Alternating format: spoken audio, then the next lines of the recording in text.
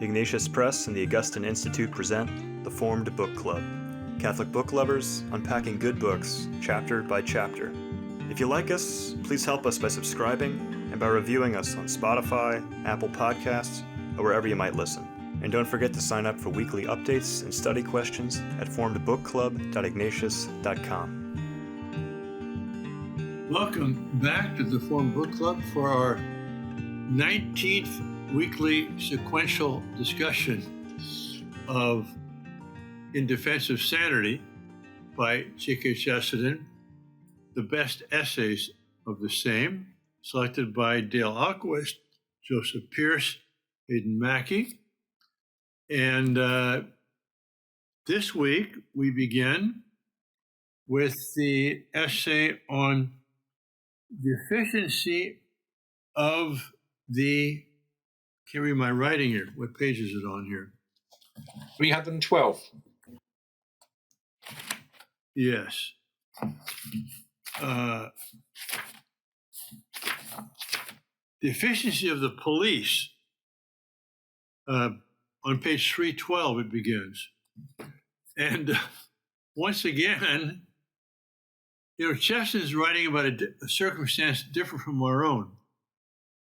And yet, when we think about the problems of the police in our time as we're having this discussion, it is certainly enlightening to me. I mean, he says on page 312, but a little about halfway, all Byzantine bureaucracies, all systems of officialism in decadent and declining empires are most systematically organized. What is wanting in them is the breath of life, or in other words, people taking some sort of interest in their work. All right, and then on page 313, he says, 4 lines down, if I thought the police were inefficient, I should not be content with shuffling papers and rearranging labels, with putting one department under another department, or giving one unsuccessful official more power over another. I should inquire first whether the police were discontented, and whether perhaps they had some reason to be discontented. Well, as you say, irrespective of the context and why he's writing about it, it speaks volumes for the situation today. It certainly does. It certainly does. And but to sum up the problem as being one of what happens to bureaucracies in decadent and declining empires, and I would say that that's what we're seeing before our eyes here. But added to the mix, of course, is this very aggressive ideology. It's really a bad combination, declining and decadent bureaucracies with an aggressive ideology.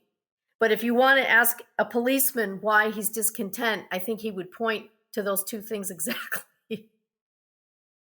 Right, and the fact is that the ideology is a byproduct of the decadence. So when they actually called it progressive, it's actually regressive, because it's just an effluent from the decadence of the culture. So. Right, bottom of 313, and again, he's not talking about things that are relevant, specific to the United States in 2021, but the bottom 2 lines of 313 and then going over, our officials are so much occupied in controlling diet and details of medical theory and disputed points of decorum in the arts that such a trifle as a corpse on a doorstep or an assassination a few yards from a lamppost appears almost in the nature of an irritating and unexpected addition to their daily toils. Again, the fact that these days that the system, at least, of which the police are a part, are more interested in things like diet, medical theory, and decorum in the arts. I mean, talk about the political correctness we're living under now, where you can't get published with a secular publisher unless you've got the same-sex attraction going on in the plot, even if it's nothing to do with your plot. This policing of thought policing, as George Orwell would say, is very much a part of the culture in which we live. And it's almost as if police have to deal with what we would call normal crime as an afterthought. How do we get here? And can we get out? Can we get out? Well, other empires have also declined and fallen, and something new took its place. So, well, I mean, I think that the question is obviously begged somewhat, but I do think Chesterton suggests an answer in this essay, in the sense that having gone through all the things that are wrong, including the scientism of members of the Church of England, talking about the progress of science, when he says towards the bottom of page 314, I venture to reply to Deaning by pointing out what sort of triumph the science of Germany did actually march, and what sort of marvels it did actually display to the admiration of mankind. There's no doubt that a Zeppelin is a wonderful thing, but that did not prevent it from becoming a horrible thing. So, this idea of science and science progressing, well, it's a double-edged sword, as he says. So page 315, about 8 lines down. This is perhaps the strongest argument for a morality superior to materialism, and a religion that refuses to be bullied by science. Moral progress must still be made morally. And a modern scientist who has invented the most complex mechanism or liberated the most subtle gas has still exactly the same spiritual problem before him as that which confronted Cain when he stood with a ragged stone in his hand. And the only difference is it's a limited number of people you can kill with a ragged stone. There's far more people you can kill with the fruits of modern science and the weapons of mass destruction. So how do we get out of it? Well, the point is, if we don't get out of it, we're going to end up with a wreck to emerge from, like the phoenix from the ashes. Well, just before what you quoted, Joseph, he kind of summarized it in advance. It's 5 lines down on that page. The truth is that any advance in science leaves morality in its ancient balance, and it depends still on the inscrutable soul of man, whether any discovery is mainly a benefit or mainly a calamity. And so there's no question about we made technological progress, because that's cumulative. Because we had the wheel, we can have a machine. Because we had steam, we can have these engines. Because we have engines, we can then develop internal combustion engines. And then we can have electricity, and we can harness that and have transistors. And we can have, circuit boards. And then we can have computers, and we can have smartphones. All this builds on the past. I mean, you look at the periodic table, which is a fascinating, artifact. Well, not exactly an artifact, it's a discovery, but how long it took, and mainly the 1700s, 1800s, they began to fill it in. That's something ancients didn't know. We now have a tremendous knowledge of how each element is composed and where it fits in the periodic table, and what the different qualities will be, and what the different chemical properties will be. That's phenomenal. And they didn't have that in the past. But the moral equation hasn't changed at all. I mean, whether we use Zyklon B gas to kill the Jews, or whether we, use, some other element or some other compound for the good of mankind, that's a moral question. Yeah, I would say one thing, and I agree with everything you've just said, but the morality hasn't changed. The 7 deadly sins are still deadly. The virtues are still virtuous. But what's changed, I think, is the scale and acceleration of things. So yes, we've had you've just given a litany of technological breakthroughs, which we can call progress.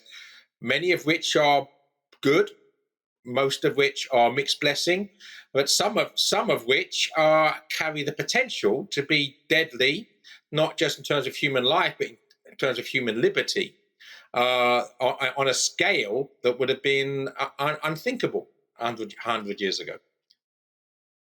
Now he brings up a topic here towards the end of this essay, which he will take up again in that essay on the common man, namely the role of elites.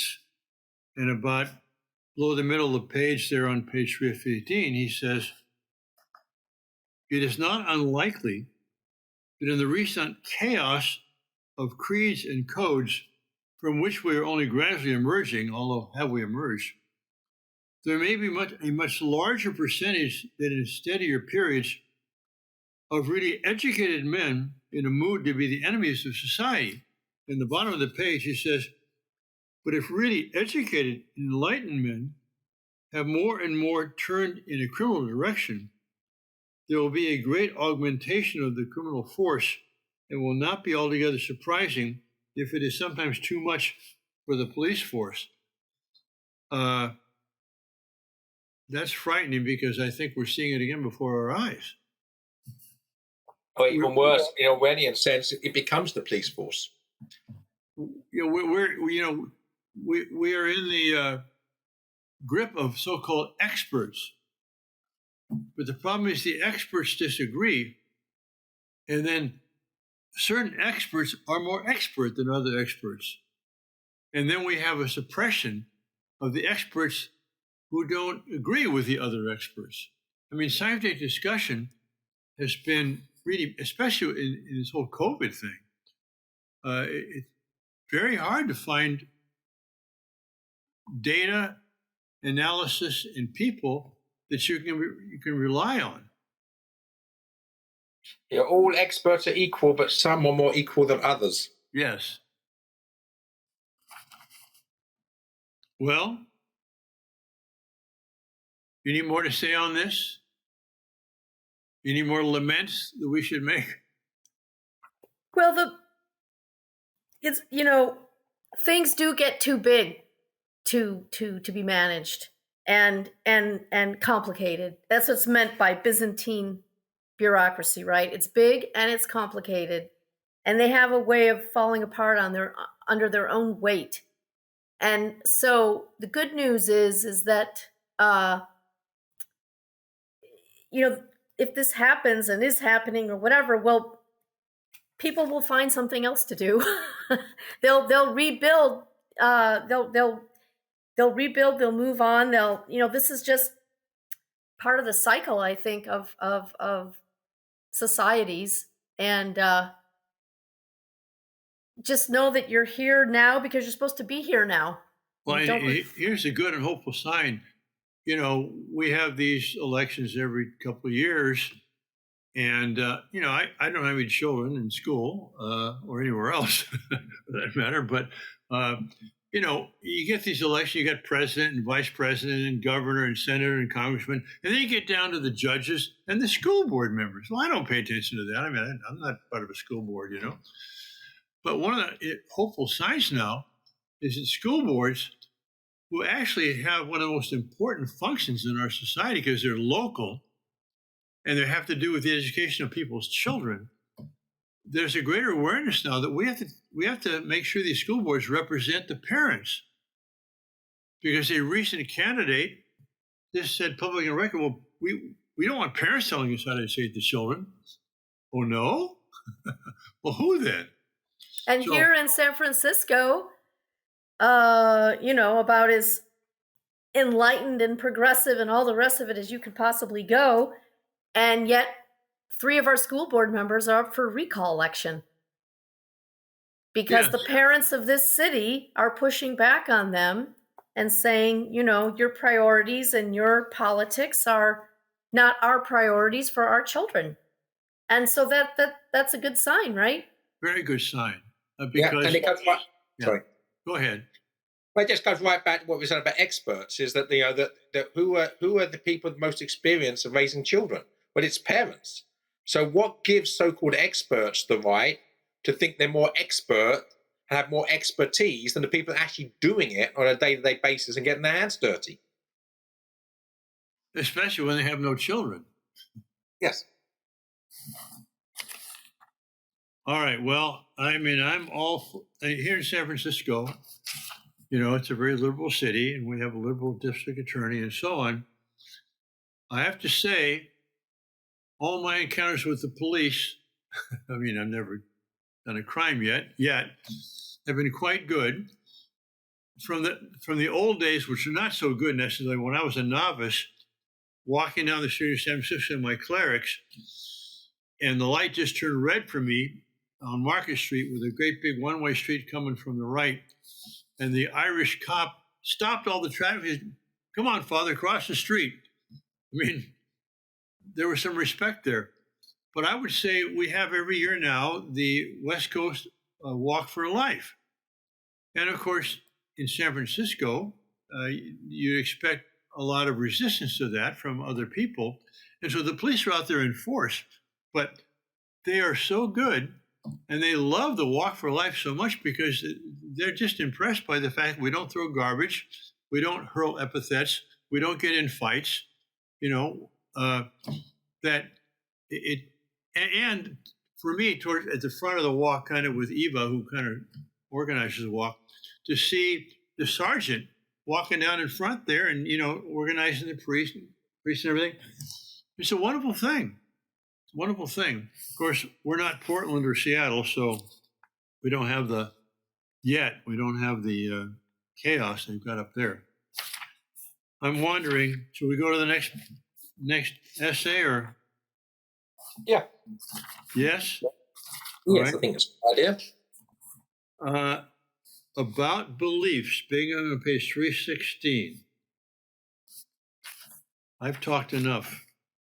Too much. I've only got one sentence highlighted in this, and it's only tangentially related to the essay. So I'm going to let Vivian go first if she's got something highlighted here.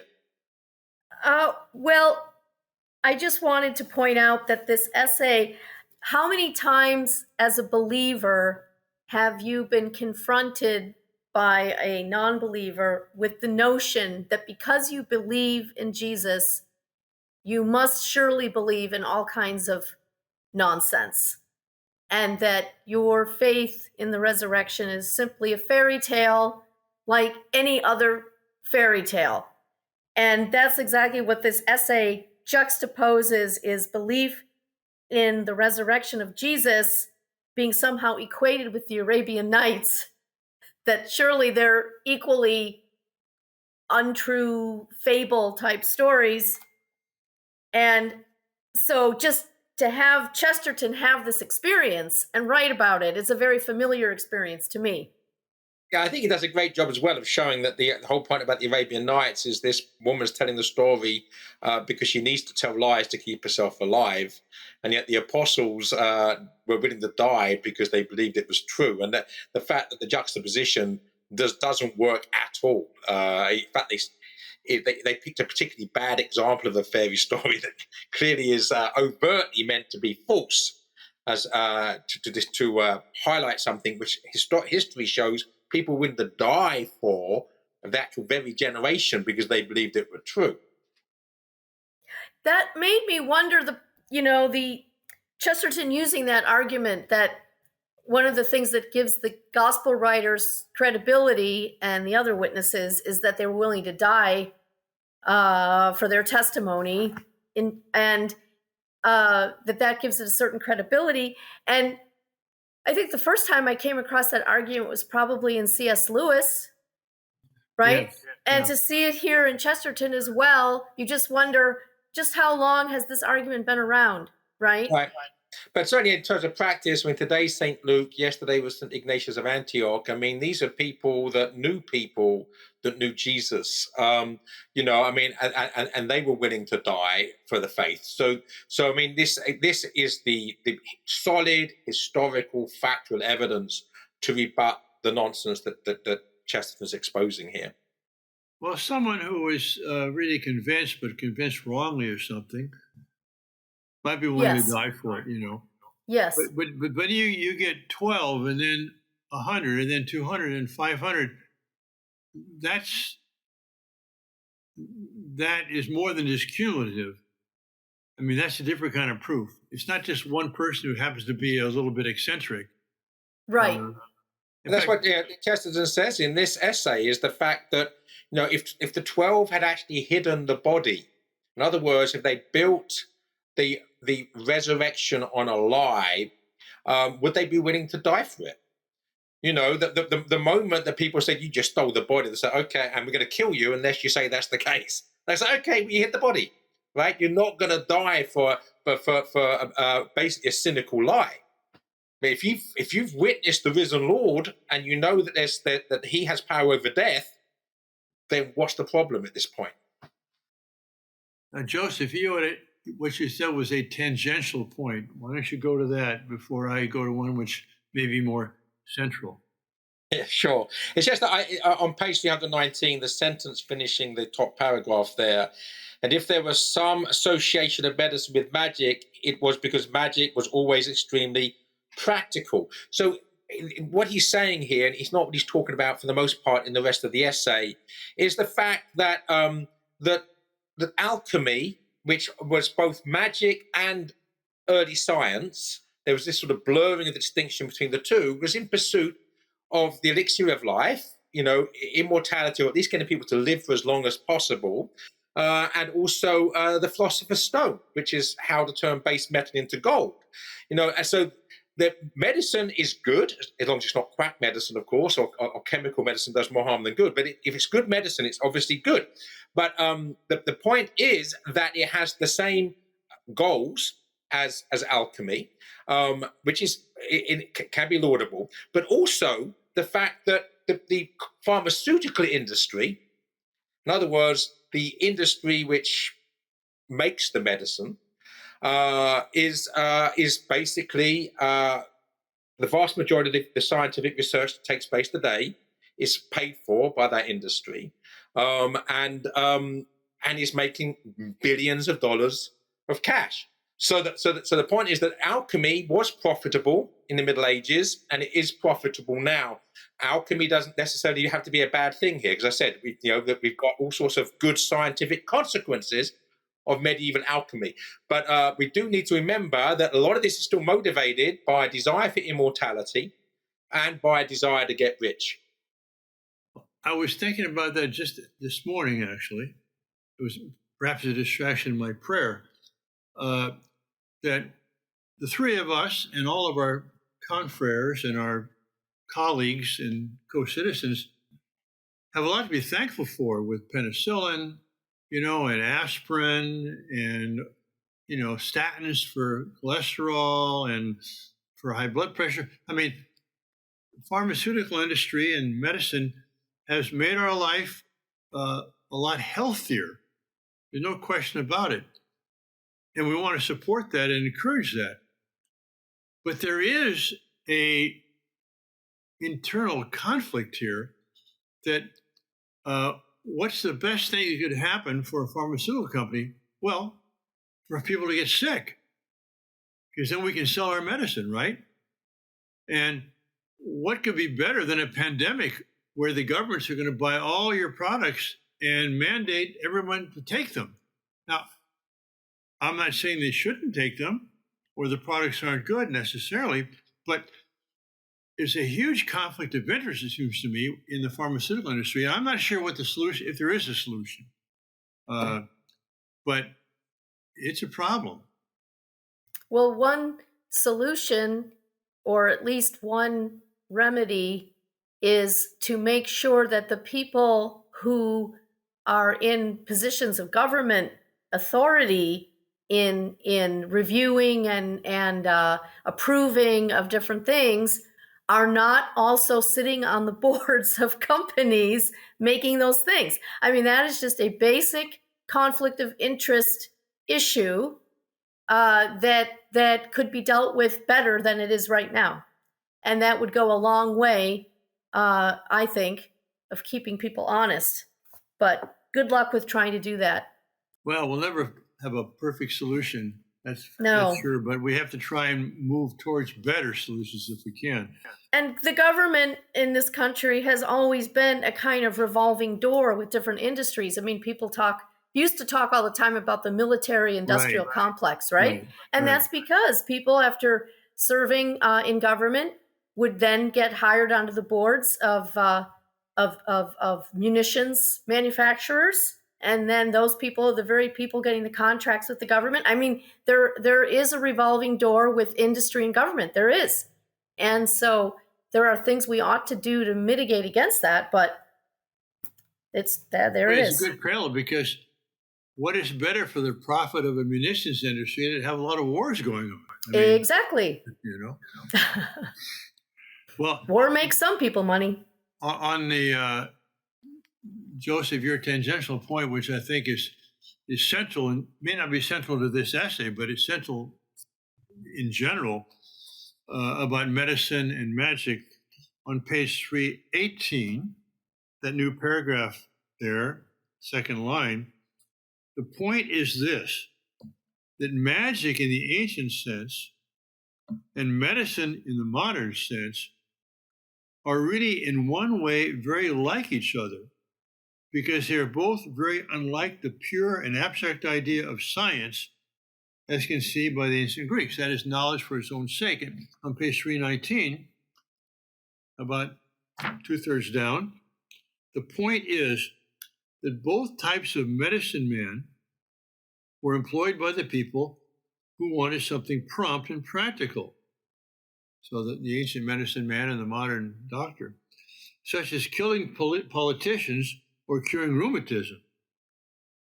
And the note of this sort of science, which Mr. Dawson, Christopher Dawson, the great Catholic historian, traces to the East, is that it always boasts of possessing power as distinct from the other sort set upon enjoying truth.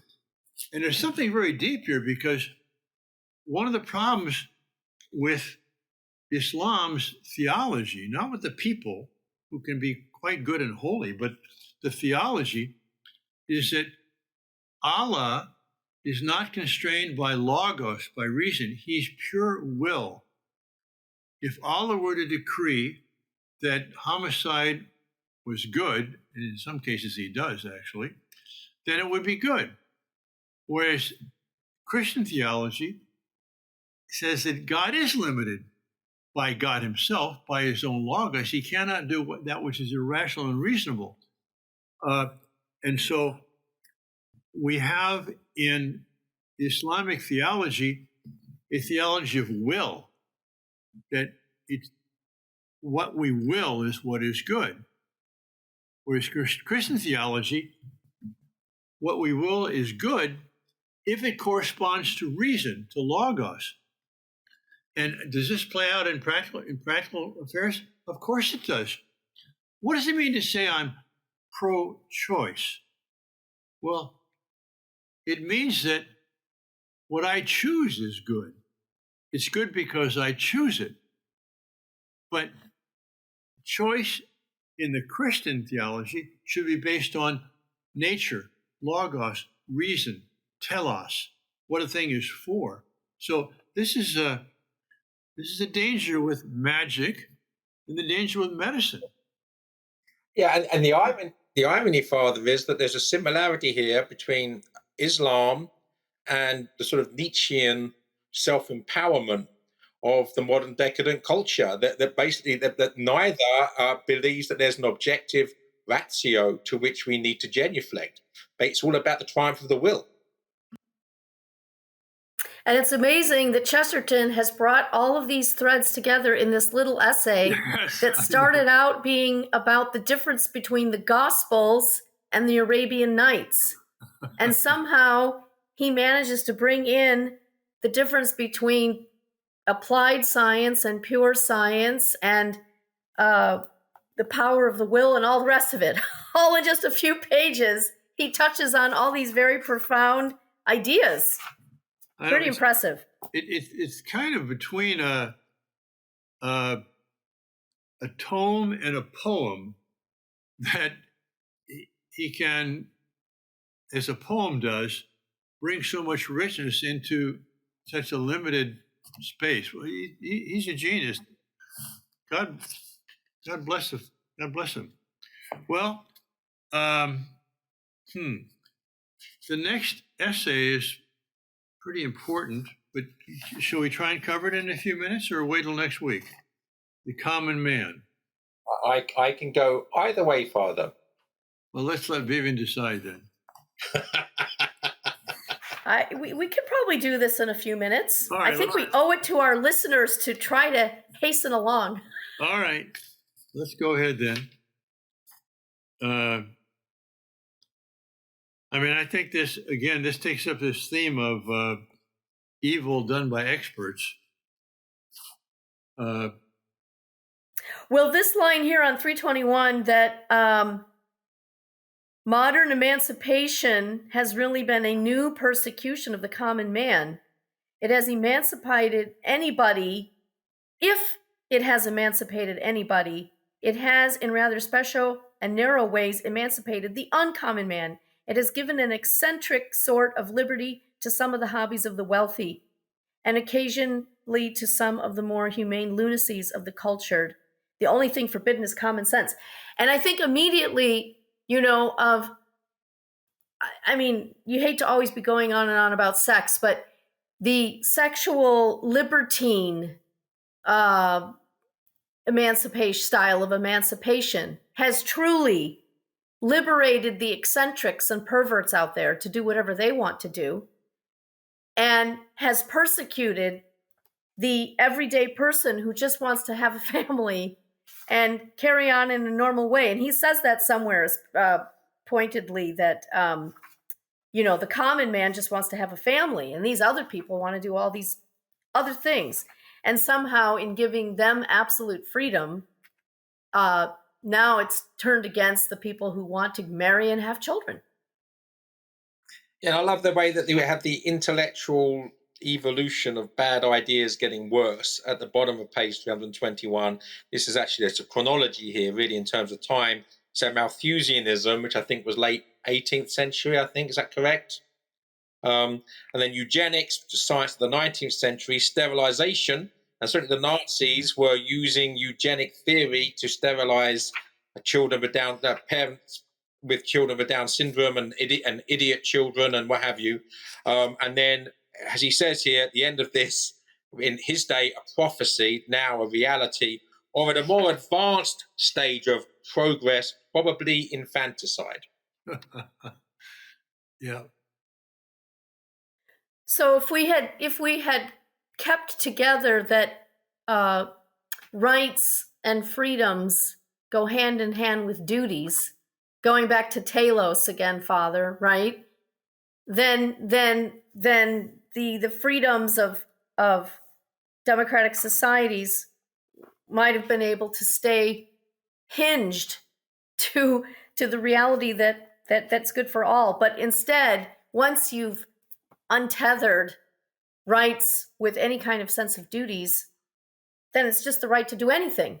And then the people who have the greater audacity to do the most terrible things in the name of freedom actually end up persecuting everybody else.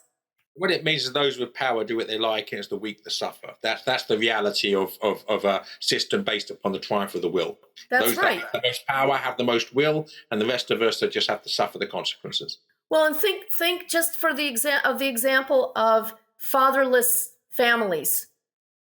The rich and powerful, the celebrities, maybe they can get away with that, having a child out of wedlock or whatever. But those choices fall terribly hard on the poor. Those are the poor who have a very hard time being anything but poor if you have a set of generations, one after the other, fatherless homes. Yep. And a wonderful thing is that Chesterton, who on one hand belongs to an elite, he's a tremendous intellectual and he's a journalist and very successful, in a certain sense, the elite of society. Who's he defending? He's defending every man, the common man. I have a quibble on the second to last page, which Joseph is going to resist.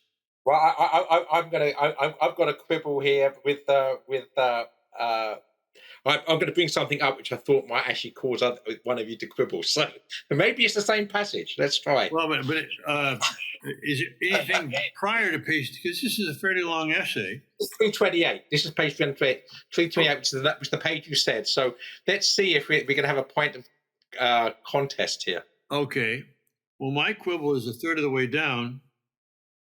he says, talks about a most monstrous and mythical superstition of Adam Smith, colon, or semicolon, a theological theory that providence had so made the world that men might be happy through their selfishness, or in other words, that God would overrule everything for good if only men could succeed in being sufficiently bad. The idea being the invincible hand of Adam Smith, that if people are seeking profit, they want to produce something which is worthwhile that people want to buy, and therefore we'll have a good market system, and I think it's true that it was mere greed. It would not be a very good theory.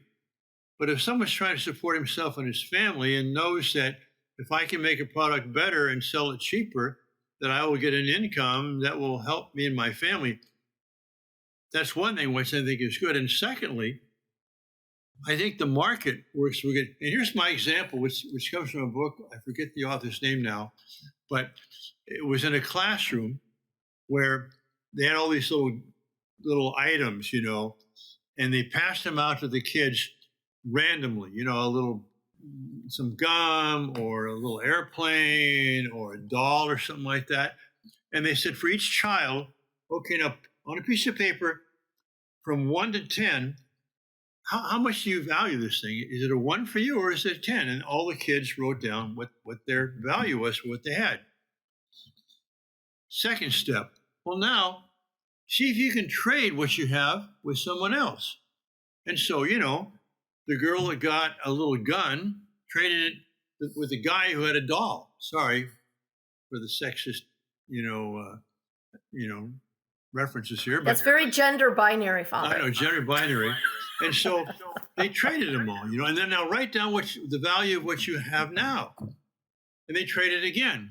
And by the time the thing was over, everybody had something of higher value to himself or herself than the beginning. Why? It was a free market where you could exchange something you had for something someone else had. And if you thought that what they had was more important to you, then you'd give up what you had. So anyway, I think that insofar as Adam Smith was promoting a free market, and also this idea where, if your country is good at making wool, then you sell wool. That's England, If your country's making good at wine, you concentrate on wine.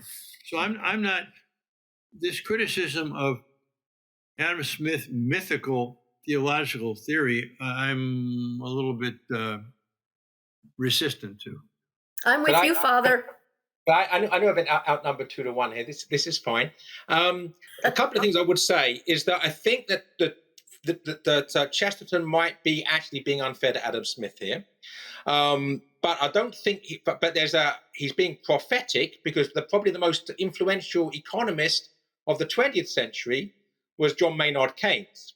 And he said specifically that self-interest and selfishness is good for the economy, and we have to all be selfish, because if we're all selfish, then the next generation will be better off because of our selfishness. And some sort of understanding that we all behave selfishly, that we're all going to be better off. That is a problem. First of all, the system you described there, Father, your example was a system of barter, not a system of free trade. And the other thing I would say as Wait a minute. Why isn't barter free trade? Why is that not free trade? Well, all right. So Chesterton's not going to argue with a medieval system of bartering. If you want to call that free trade, that's fine. That is free trade. It is free trade. It's fine. We call it free trade. It makes no difference to me if we're going to call it free trade. I'm going to call it what it is. That's fine. If medieval bartering is free trade, then I'm in favor of free trade. I'm not going to argue about that. Okay. The one thing that is important is that the market is never free. There's no such thing as a free market, because those with power manipulate the market for their own purposes. It's always been the case. So basically, those with more economic muscle manipulate the market for their own self-interest. There's no such thing as a free market. There's always a market that's being manipulated. Now, you can argue that the more we do to stop the powerful from manipulating the market, the better it is for everybody else. That's fine. In other words, the more that we're genuinely pursuing the idea of as free as possible market. by minimizing the efforts of those with power to dominate the market, I'm all for you. But what tends to happen with free market libertarians is you leave everything alone, laissez-faire, and as Chesterton says, you leave something alone, you basically leave it to rot, to decay, and that really means those with power get more power to themselves. And that's exactly what's happened in the United States over the past century, 150 or so years, is that the super rich have got a higher and higher proportion of the absolute wealth of the country. By the super rich, I mean the 0.001%, not the middle class. Well, but at the same time, the poor are wealthier than the poor of any other century previous to ours. Well, again, if you're talking about comfort, maybe. Well, how do you define poverty? I mean, if it's not with the things you have. Well, poverty, I would say, is basically being miserable. It's not measured by how many things you own. That's a bad definition, because there's no one more miserable than the rich. Right? Exactly. Vivian, help us here. Well, I see the synthesis here between Father and Joseph, in that you're absolutely right, Joseph, that the reason why we have a government is to make laws to try to keep the playing field fair, right? And so that's why while I agree with much of the theory of Adam Smith on free trade, I'm not a libertarian, which would be no government at all, because then that does leave the field, the bullies take over the field, right? So if you can balance these things out by saying that, no, you want to allow for personal responsibility and personal freedom, but you need a government to come up with good laws. And obviously, it's not a perfect world, so this is always going to be something we're fighting for, right? Yep. Yeah, it's messy. There's no doubt about that. There's no such thing as pure freedom except in the abstract. Then on this note of harmony between us, let us conclude and return next week. And we're getting close to the end of this wonderful book. God bless you all, and we'll see you next week on the Formed Book Club. If you enjoyed this discussion, please help spread the word about the Formed Book Club by subscribing to the podcast and writing a review. You can sign up for weekly updates at formedbookclub.ignatius.com.